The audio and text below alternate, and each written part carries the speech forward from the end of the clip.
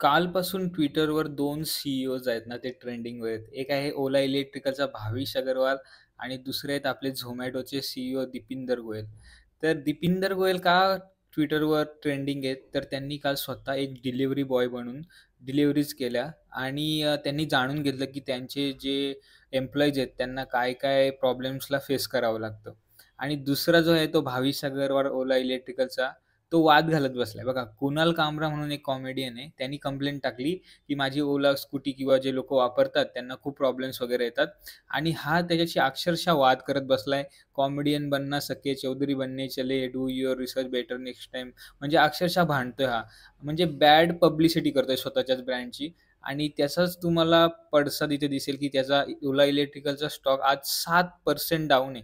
आणि खरंच हे ओला इलेक्ट्रिकलला ना लोकं कंटाळलेत. हे बघा एवढ्या वेळा त्यांना सर्व्हिस सेंटरला जावं लागतं. कधी-कधी त्या ओलाच्या गाडीला आगच काय लागते आणि लोकांचे सुद्धा रिव्ह्यूज आहेत ना, 90% लोकं त्याच्याबद्दल बॅड रिव्ह्यूजच देतात ओला इलेक्ट्रिकलबद्दल आणि त्यात वरून हा आगीत तेल ओततोय स्वतःचा सी जो ओला ओला इलेक्ट्रिकलचा आहे भाविश अग्रवाल.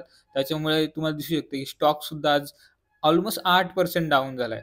म्हणून एकतर तुमचा सी चांगली पब्लिसिटी करणारा असावा, नाहीतर एकदम शांत असावा तरी चालेल, पण अशी बॅड पब्लिसिटी करणारा नसावा.